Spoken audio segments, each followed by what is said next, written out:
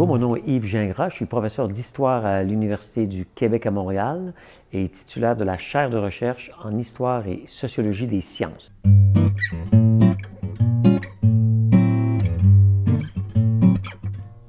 Mon dernier livre s'intitule « L'impossible dialogue, science au pluriel et religion au pluriel ». Pourquoi un livre sur l'impossible dialogue? Parce que depuis une trentaine d'années, on a beaucoup entendu parler que la science et la religion doivent dialoguer, qu'il doit y avoir une conversation entre la science et la religion. Et ce qui m'a frappé, c'est que ces discours-là sont généreux, mais sont incompatibles avec ce qu'est vraiment la science et ce qu'est vraiment, au fond, la religion. La religion est une croyance personnelle, privée, alors que la science, c'est l'inverse. La science, c'est quelque chose de public, de partagé, qui doit être vérifié et vérifiable par tout le monde.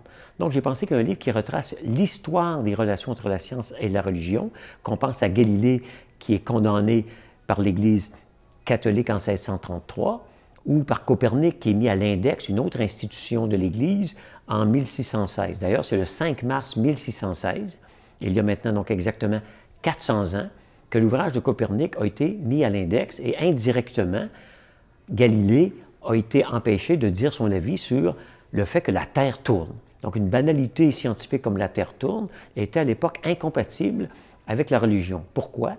Parce que dans les disciplines scientifiques, il y a bien sûr la physique, les sciences de la nature, mais il y a aussi la théologie. Or, jusqu'au 19e siècle, la théologie était la science qui dominait les autres et c'est la théologie qui disait à la science ce dont elle peut parler. Donc, j'ai rappelé l'historique des rapports entre la théologie et la science, la condamnation de Galilée, et aussi une chose qu'on connaît moins, tout le débat de la communauté scientifique pour réhabiliter Galilée. Parce que les scientifiques se disaient, on ne peut pas condamner Galilée, qui est un bon catholique, parce qu'il dit que la Terre tourne avec Copernic, et parce qu'il dit que le Soleil est immobile.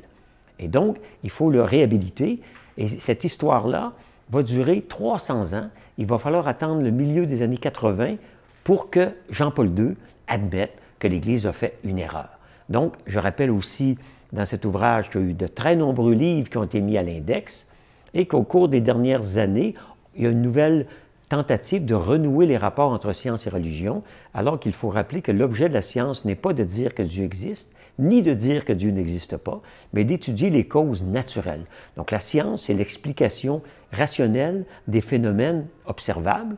La religion, c'est une croyance en une vision surnaturelle. Donc la science se limite à la nature et la religion à la surnature.